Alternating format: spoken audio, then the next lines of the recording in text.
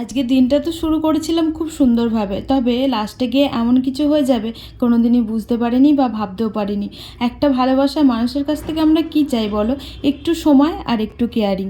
তবে আজ যে এরকমটা হবে আমার সাথে আমি কল্পনাতেও ভাবতে পারিনি। নববর্ষটা এইভাবেই কাটলো, কারণ এখানে থাকবো না, আমি দেশে চলে যাবো। Good evening. তো আজ পয়লা বৈশাখের আগের দিন, আর আমরা এখন শপিং করছি আমার দোকানের সামনে। যে সন্ধ্যের ছুটি হয়ে গেছে তাড়াতাড়ি।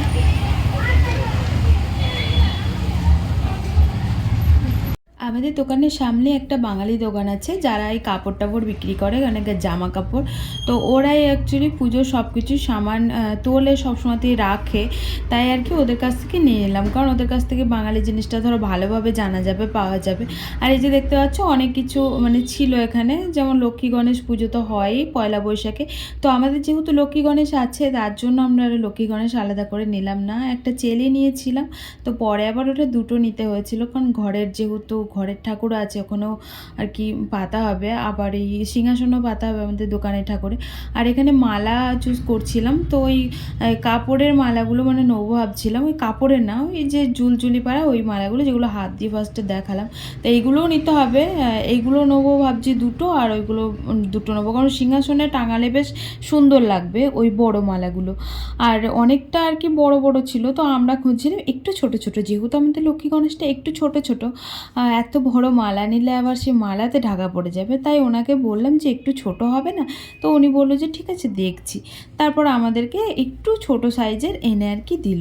তো এই যে দেখতে পাচ্ছ খুব একটা ছোট পাওয়া যায়নি, ওই একটু ছোটোই পাওয়া গেল।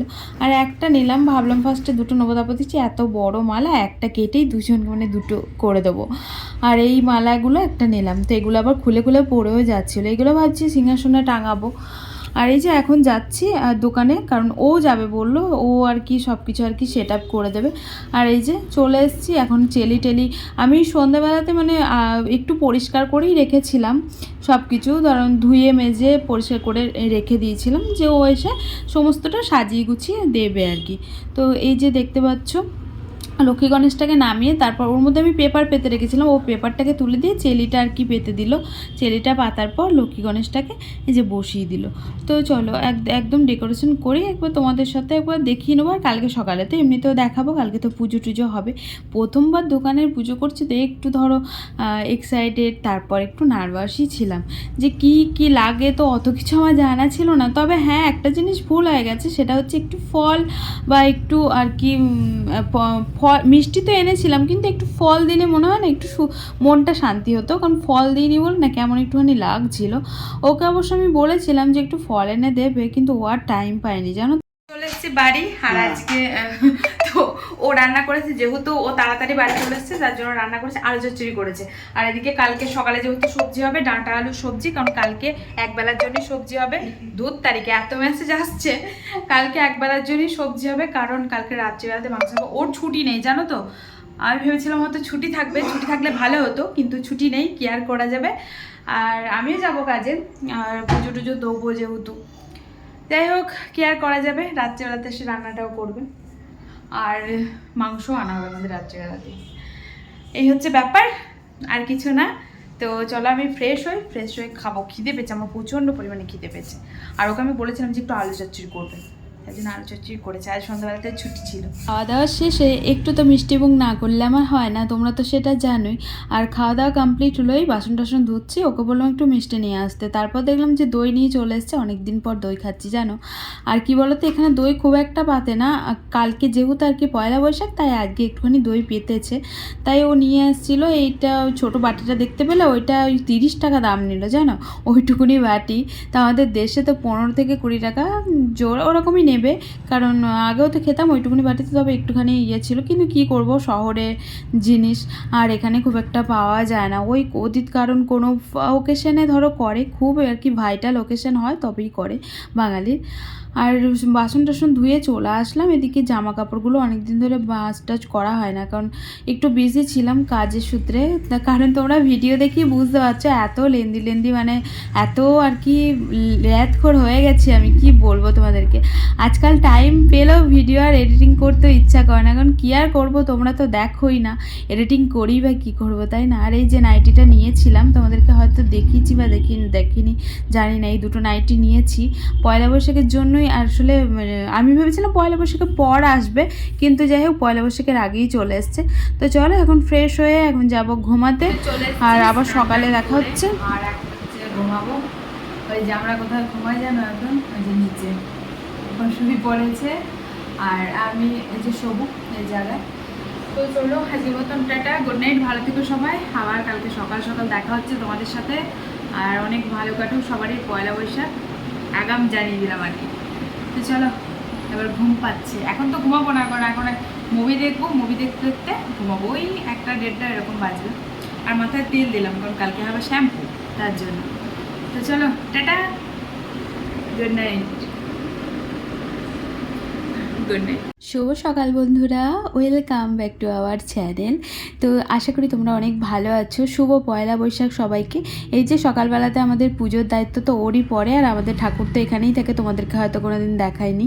তো এই যে আমার ঠাকুর বলতে একটা রাধা গোবিন্দ পিকচার আছে, আর একটা রামের পিকচার আছে, আর একটা ভগবদ্গীতা আছে। তো এই যে ভগবানকে প্রসাদ টোসাদ চড়িয়ে দিলাম, তারপর ও দিচ্ছিল পুজো। আর এই যে ওর পয়লা বৈশাখের নতুন জামা পরে ফেলেছে, তো আমি দেখি কখন পরবো, কারণ আমারও এখন প্রচুর কাজ আছে।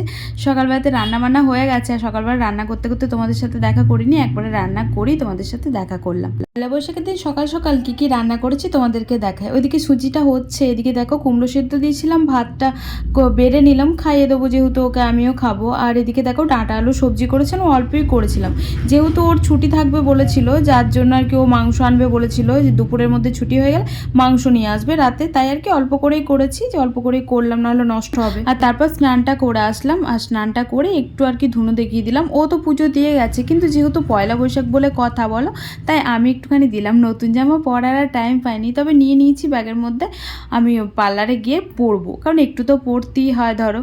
আর শ্যাম্পু ট্যাম্পু করে নিলাম। তো চলো পার্লারে যাই, তারপর তোমাদের সাথে দেখা হচ্ছে। আর হ্যাঁ, তার আগে ঘরটা পাতা হয়েছে, সেগুলো দেখিয়ে দিই। এই যে দেখতে পাচ্ছ, এই ঘরটা কিন্তু এখানে পাতবো, পেতে আবার ইয়েতে নিয়ে যাব, আমরা পার্লারে নিয়ে যাব, কারণ এই ঘরটা পার্লারের জন্যই আনা হয়েছে। আমি তো জানি না, আমি এখানে পেতে ফেলেছিলাম, তারপর ওকে ফোন করলাম, ও ফোন করে বললো যে ওটা আর কি পার্লারের জন্য, যেহেতু পার্লারে লক্ষ্মীনারায়ণ আছে। তো এই যে চলে এসেছি দোকানে এসে কাস্টমার করলাম দুটো, আর এখন আমি জামাটা চেঞ্জ করে নেবো, কারণ জামা তো এই জামাটাই পরেছিলাম সকালবেলা, টাইম পাইনি, আর টাইম হয় না গো আর। তো এই যে এই জামাটা পরবো, তোমাদেরকে তো দেখিয়েছিলাম যে এটা নিয়েছি, এটা পরবো, পরে এখন দোকানের পুজোটা করবো, যেহেতু পয়লা বৈশাখ নতুন তো পরতেই হয়। বিকালে ভেবেছি একটা শাড়ি আমি অর্ডার দিয়েছিলাম, সেটাও এসছে জানো তো। তো আমি ভাবছি বিকালে শাড়িটা পরবো, কিন্তু ব্লাউজ নেই, ওটাই ভাবছি যে কি ব্লাউজের সাথে পরবো। চলো আমি দোকানে পুজোটা ঝটাপট করে নিই, হ্যাঁ, আর বেলা নেই, মানে প্রচুর লেট হয়ে গেছে আমার, প্রচুর। তো হাফ কাচাকুচি করেছে আর হাফ পড়েছে, এই দাও কাচাকুচি করতে গিয়ে ভিজে গেল। তো হাফটা কেচেছি, জল ছিল না, আমি জলের অপেক্ষা করলাম না, আমি চলে আসলাম তুরন্ত, কারণ জলের অপেক্ষা করতে গেলে আমার প্রচুর লেট হয়ে যাবে। তো ঝটপট আমি পুজোটা দিই নি। আর এই দেখো কেমন লাগছে বলো, শাখা বললাম, প্লাস্টিকের, এমনি ইয়ে না, পড়ি না তো, দিয়ে নতুন পড়েছি, খুব সুন্দর লাগছে, তাই না? আমারও ভালো লাগছে। এই যে দেখতে পাচ্ছ রেডি হয়ে নিয়েছি, তো চলো ঝটপট পুজোটা দিয়ে নিই তাহলে। আর একটা দিন যদি একটু তাড়াতাড়ি উঠি তাহলেই হয়ে যায়, কিন্তু আমার তাড়াতাড়ি, তোমরা তো জানোই তাড়াতাড়ি আর ওঠা হয় না। ঘরটা নিয়ে এসেছি, এটা বাড়ি থেকেই নিয়ে এসেছি, সিঁদুরটা লাগিয়ে নিয়ে এসেছি একবারে, আর নারকোল নিয়ে এসেছি, তারা দেখাই। এই যে নারকোল, তোমরা তো সবাই জানো যে এখানে তোমরা তো সবাই জানো যেখানে এরকম নারকোল দেয়, কারণ বাড়িতে দেশে তো ডাব দেয়, কিন্তু এখানে ডাব কোথায় পাবো।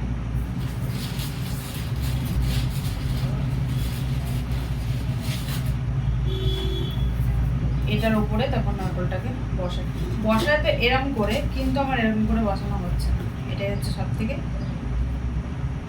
শুভ পয়লা বৈশাখ সবাইকে, অনেক ভালো কাটুক আজকে তোমাদের দিনটা।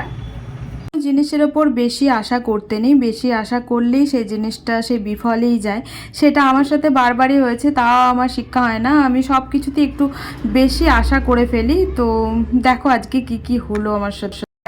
এখন বাজে রাত হচ্ছে 10টা, আর এইমাত্র বাড়ি আসলাম। আর আমার নববর্ষটা এইভাবেই কাটলো, কারণ ভেবেছিলাম যে ও তাড়াতাড়ি ছুটি হয়ে যাবে, কিন্তু হয়নি।